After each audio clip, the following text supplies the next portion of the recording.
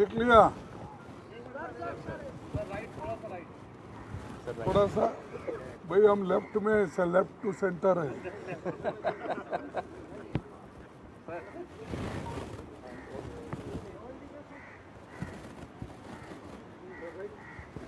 Okay, thank you.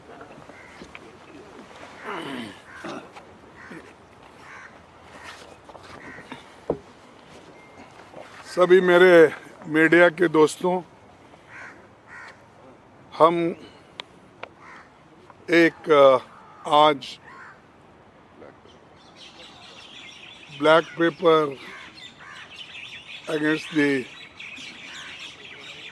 Government निकाल रहे हैं, क्योंकि वो हमेशा अपनी बात को पार्लियामेंट में जब रखते हैं तो बार बार अपनी कामयाबियों को सुनाते हैं और उनके फेल्यूर्स को छुपाते हैं। और जो हम उनके फेल्यूर्स के बारे में भी जब कहते हैं तब भी हमको उतना उसको महत्व नहीं दिया जाता है। तो इसलिए हमने सोचा कि एक ब्लैक पेपर इस सरकार के खिलाफ निकालना और लोगों को बताना, इस दृष्टि से आज हम ये आपके सामने रख रहे हैं। वो बाद में देंगे जो अपना ये है डिटेल्स, लेकिन उसमें मेन मुद्दे ये हो गए कि बेरोजगारी जो सबसे बड़ा मुद्दा है देश में, और इसकी बात कभी बीजेपी की सरकार नहीं करती, और न करने से आज वो हमेशा 10 साल की तुलना करने का सोचते हैं। और मुझे कभी कभी ऐसा हंसी आती है कि उन्होंने परसों पब्लिक सेक्टर्स की बात करके उन्होंने बताया, लेकिन ऐसा नहीं कौन सा बताया कि जो पंडित जवाहरलाल नेहरू जी के ज़माने में HAL, HMT, BEL, BHEL ऐसे चीज़ें कोई है उन्होंने कभी बताया नहीं। वो कौन से हैं उनके ज़माने में पब्लिक सेक्टर्स, कितने लोगों को एम्प्लॉयमेंट मिला, कितने लोगों को अच्छी नौकरी मिली, ये उन्होंने कभी नहीं बताया। और दूसरी बात ये तो रोजगारी की, एक देहात में भी रोजगारी कम हो रही क्योंकि ये नरेगा का पैसा वो रिलीज नहीं कर रहे, और हर स्टेट में डिस्क्रिमिनेशन हो रहा है। जैसा कि कर्नाटक है, आंध्रा है, जहाँ भी बोलिए, या तेलंगाना है, केरला और कर्नाटक, सभी ऐसे जो यहाँ पर जो non Congress, non BJP states जो है उनको निगलेक्ट किया जा रहा है। कहीं के भी वहाँ पर उनकी सरकार नहीं है, वहाँ पर उन्होंने कुछ पैसा छोड़ते नहीं, देते नहीं, और बाद में ये कहते हैं कि हमने तो रिलीज किया है, वो खर्च नहीं हुआ। ऐसा नहीं होता। जब जब खर्च करते हैं उस वक्त अगर आप इमीडिएटली पैसे देते फिर आगे का काम होता है, लेकिन वो पर्पसली वो लोगों को काम नहीं देना और खर्च नहीं हो रहा ये बोलना, ये एक बहुत बड़ी साजिश है ये बीजेपी की सरकार की। और दूसरा, महंगाई तो इतनी बड़ी है, तो वो नेहरू के ज़माने की कंपेयर करते हैं, इंदिरा गांधी जी के कंपेयर प्राइसेस उस वक्त क्या थे वो अरे आज आप क्या कर रहे हैं वो महत्व का है। You are ruling today. इस इन्फ्लेशन को कंट्रोल करने के लिए आपने क्या कदम उठाया, ये महत्व का है, ना कि आज़ादी के पहले क्या था, फिर नेहरू जी ने क्या किया, इंदिरा जी ने क्या किया, राजीव ने क्या किया। क्योंकि कांग्रेस को तो आप गालियां देते दे दो, लेकिन ये मेन समस्या है महंगाई का। आपने इसको खाने पीने के सामान जो उसको कंट्रोल करना था वो नहीं किए। और ऐसे है चंद ये पल्सेस है, ये आप कंट्रोल कर सकते हैं। तेल है, आप कंट्रोल सकते। एसेंशियल कमोडिटीज जितने भी होते हैं उसको कानून है कंट्रोल करने का। लेकिन चंद ऐसे उनके लोग हैं, उनके दोस्त लोग हैं, वो यहाँ पर अगर महंगाई हो गई तो बाहर से इंपोर्ट करते हैं, वो जहाज समंदर में रखते हैं टिल यहाँ के प्राइसेस राइज नहीं होते। जब प्राइसेस राइज होते हैं तब वो समंदर में से रहने से जहाज पोर्ट पे लाते हैं। पोर्ट पे इसे लाने के बाद ही उसको वो टैक्स लगेगा, वो लगेगा, ये लगेगा। इसीलिए वो भी काम वो करते हैं, यानी दे ट्रीट बिग बिग जो जहाज होते हैं उनको एक गोडाउन के तरफ वो ट्रीट करते हैं। तो ऐसा भी फायदा वो लोग अपने दोस्तों को करके देते हैं।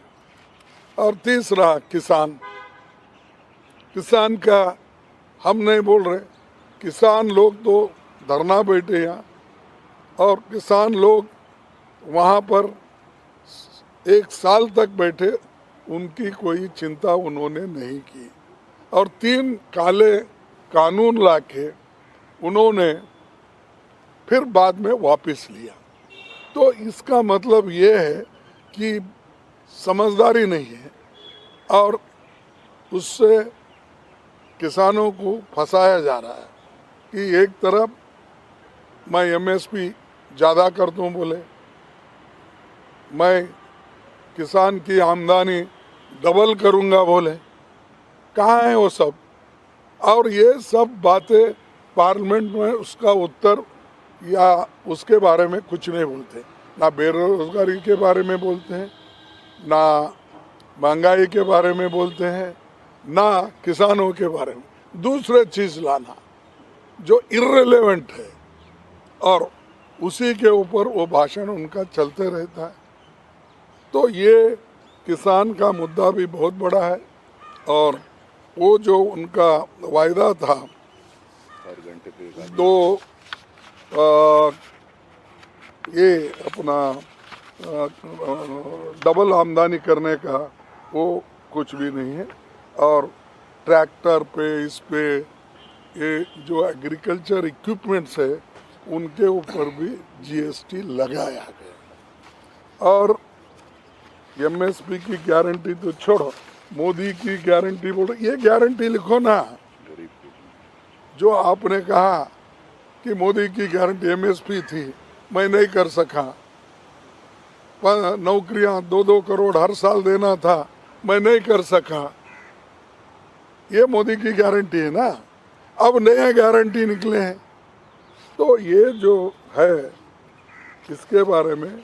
और सामाजिक न्याय, देखिए सामाजिक न्याय वो बहुत बोलते हैं, मैं president of India schedule caste को बनाया, शेड्यूल ट्राइब मैं शेड्यूल ट्राइब को बनाया, मैं फलानों को बनाया।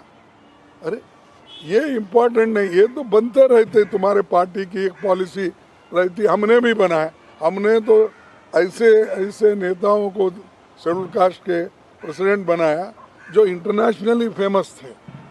मैं ये नहीं कर रहा हूँ, कोई इनको क्रिटिसाइज नहीं कर रहा हूँ, मैं इनका भी महत्व मैं जानता हूँ। लेकिन अच्छे पढ़े लिखे लोगों को और अच्छे इंटरनेशनली फेमस जर्नलिस्ट थे, फिर एम्बेसडर थे, फिर वाइस प्रेसिडेंट बने, फिर उसके बाद में वो प्रेसिडेंट ऑफ इंडिया बने, वो शेड्यूल कास्ट थे। तो ये बातें उन्होंने वहाँ बोलना, बाबा साहब अम्बेडकर के बारे में हम फोटो लगाए, वो बोल, इससे देखो ये तो इमोशनल चीज़ें हैं, लेकिन आदमी को रोजगार देना ये इम्पोर्टेंट है। इसकी बात आप करना चाहिए, इसके लिए हम बोलते।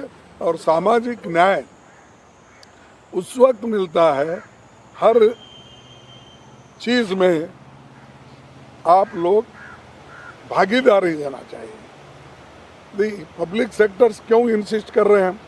पब्लिक सेक्टर्स अगर ज़्यादा बने, बड़े बड़े बने, तो उसमें एम्प्लॉयमेंट ज़्यादा मिलता है और SC ST OBC का वहाँ पर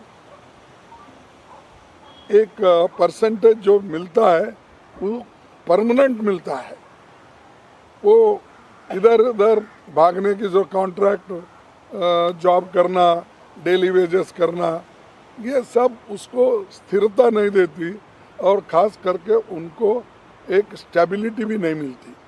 तो इसीलिए हम चाहते थे कि पक्की नौकरी दो, गवर्नमेंट सर्वेंट में पक्की नौकरी दो, पब्लिक सेक्टर्स में दो, और अगर स्मॉल स्केल इंडस्ट्रीज उसमें इन्वॉल्व करना है तो उनको एस्टैब्लिश करके उनके हाथ में दो।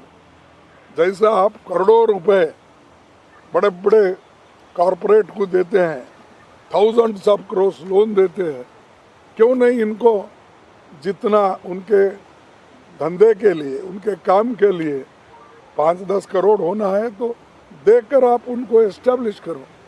वो नहीं करते, वो नहीं बोलते। अपनी भाषा अच्छी है और हिंदी में सब कुछ बोल के हम निपटा लेंगे, तो उससे आर्थिक परिस्थिति भी बढ़ती नहीं, उसके इन्फ्लेशन भी कम नहीं होता, उससे एम्प्लॉयमेंट भी ज़्यादा नहीं होता।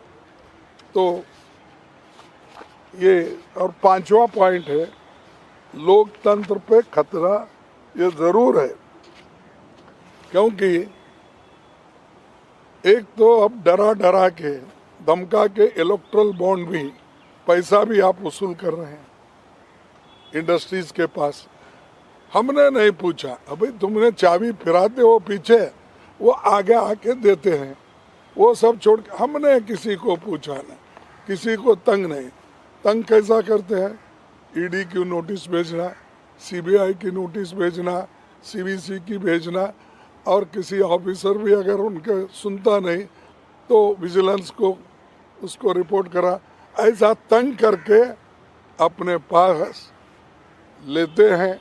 और इलेक्ट्रल बॉन्ड का भी इन्होंने इतना, फिर इससे पहले 10 साल पहले अगर उनके आइडियोलॉजी पे ही है, फिर इतने पैसे क्यों नहीं जमा होते थे, अब क्यों जमा? सो ये इनडायरेक्टली हरासमेंट, प्रेशराइज करके आप इलेक्शन में पैसा ले रहे हैं, और ये पैसा डेमोक्रेसी को ख़त्म करने के लिए यूज़ कर रहे हैं। 411 MLAs को 10 साल में उन्होंने अपने तरफ लिया। अब मैं ये नहीं कहता कितना पैसा दे के खरीदे, क्या करे, वो नहीं, लेकिन आपको तो मालूम है कितने सरकारें हमारे इलेक्टेड थे, जैसा कि मध्य प्रदेश, कर्नाटक, मणिपुर, गोवा, उत्तराखंड, ये सब आप जानते हैं कैसे गिरे ये, कि उनको इसमें ये डेमोक्रेसी को ख़त्म करना उनका काम है। और जो लीडर बोलता है उसको एक थ्रेट, मेरे को परसों मोदी जी के भाषण में मैं कुछ भाषण किए तो मेरे को 4-5 कॉल्स आए, कोई ऐसी गंदी गालियाँ दिया, वैसी दिया। तो मैं यहाँ पर कहाँ पर हमने पुलिस स्टेशन में रजिस्टर करवाया है, जो केस है वो देखेंगे। इससे पहले भी तुगलक पुलिस स्टेशन में करवाया था, इससे पहले मैं वहाँ 2-4 महीने रहता था साउथ एवेन्यू में, वहाँ पर साउथ एवेन्यू पुलिस स्टेशन में करवाया, अपने बेंगलुरु में करवाया, सदाशिव नगर। कितना, क्यों? अरे आप बहस करो, आपकी बहस के ऊपर लोगों को कन्विंस करो। ऐसा लोगों को लगा के, डरा के हमको कमज़ोर करना चाहते हैं, तो मैं तो हम कमज़ोर कांग्रेस वाले भी होने वाले नहीं, मैं भी होने वाला नहीं। मैं तो इतनी कठिनाई देख के एक ही घर में मेरे बाप एक बचे थे, मैं एक बचा, दो ही मिलके अब 83 तक मैं आया हूँ एज, और 53 साल से मैं पॉलिटिक्स में हूँ। एक इलेक्शन भी मेरी गई नहीं थी, परसों एक छोड़ के। लेकिन मेरे को भी इनडायरेक्टली गालियाँ देना, डिफेम करना, सोशल मीडिया में डालना, ये कर रहे हैं, करने दो, उनका काम है।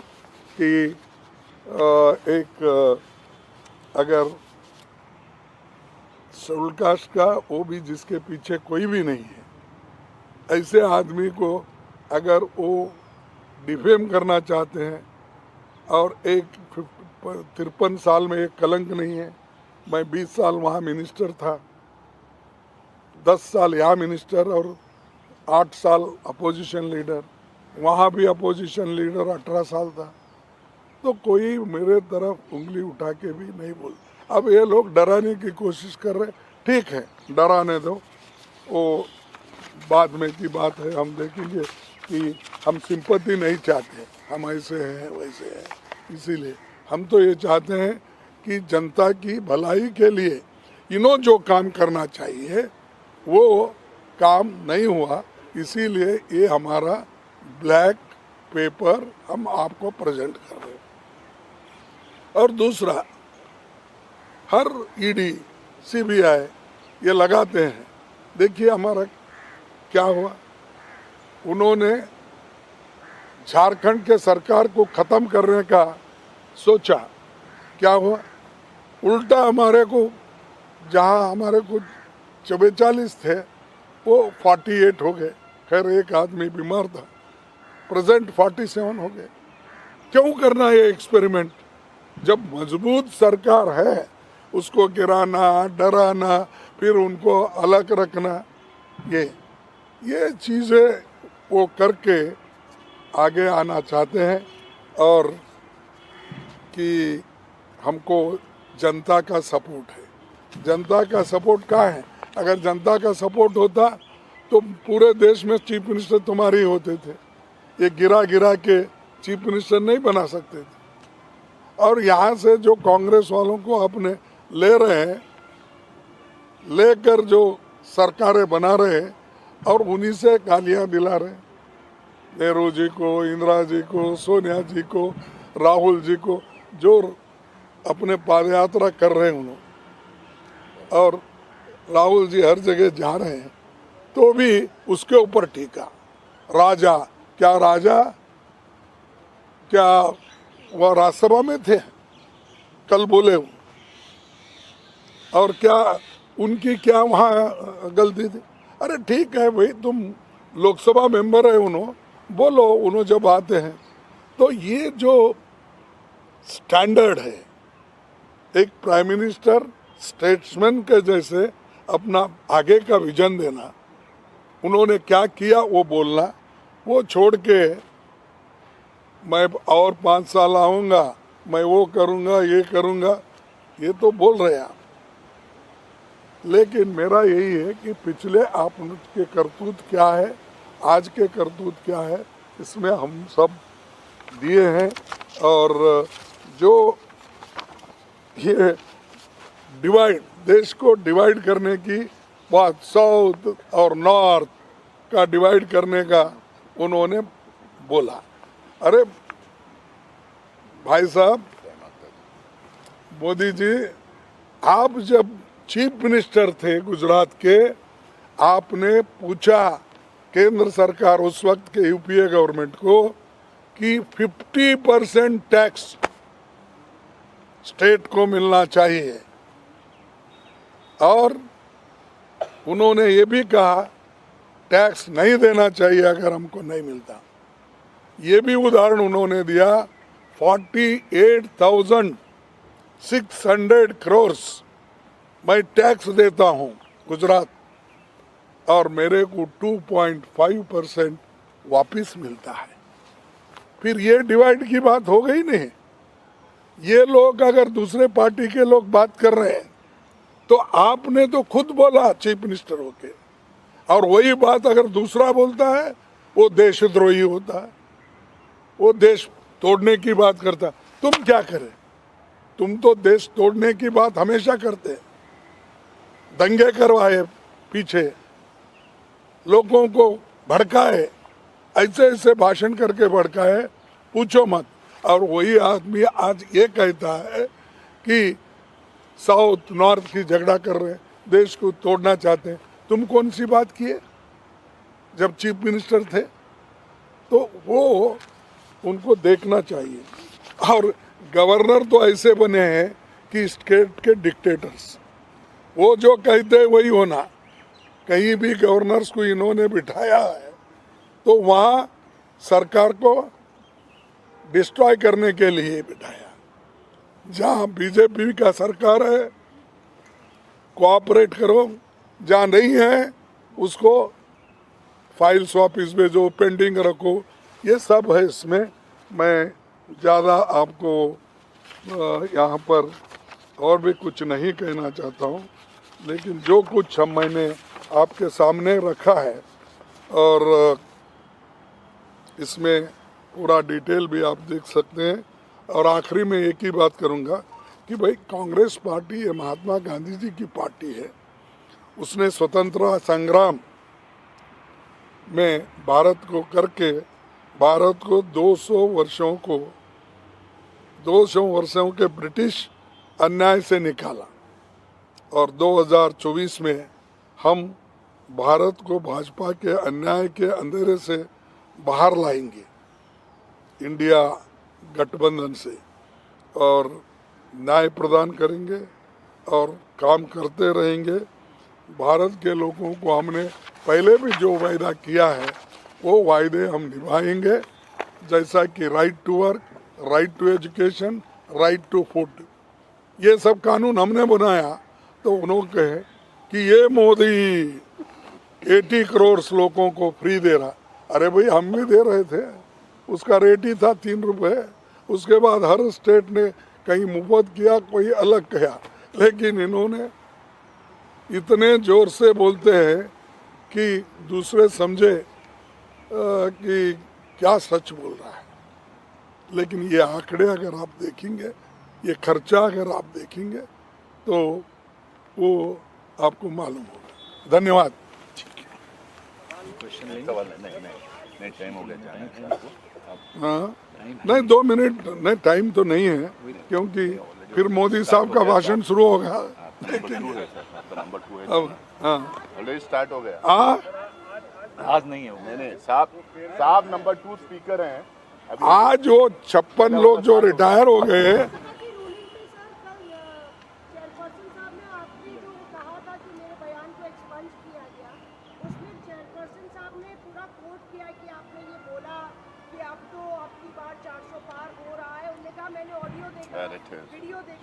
ये देखो ये सब झूठ है।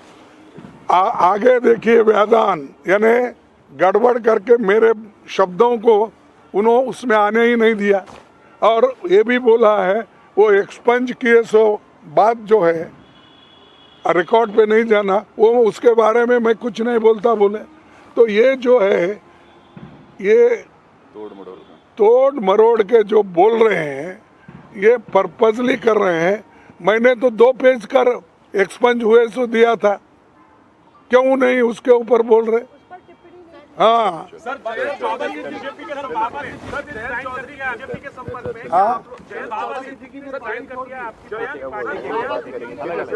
जयंत चौधरी ने पार्टी छोड़ दी है। इंडिया का एक और घटक ठीक है, मेरे वहाँ के लोकल जो चेयरमैन प्रेसिडेंट है, मैं उनको पूछ के रिएक्ट करने के लिए क्या करते हैं, क्या हुआ है मैं देख। सर जयंत चौधरी पे क्या, जयंत चौधरी से आप लोग बातचीत कर रहे हैं, उनके बीजेपी में के साथ जाने की चर्चा है? देखो भाई, सबके साथ हमारे लोग टीम है, वो टीम बात कर रही है, और वासनिक के नेतृत्व में 6 मेंबर की टीम है। हर जगह हम कांटेक्ट कर रहे हैं, लेकिन हर चीज़ डिस्क्लोज प्रेस को नहीं कर सकते जब तक वो ये नहीं बनता कि सीट कितने क्या है, फिक्स नहीं।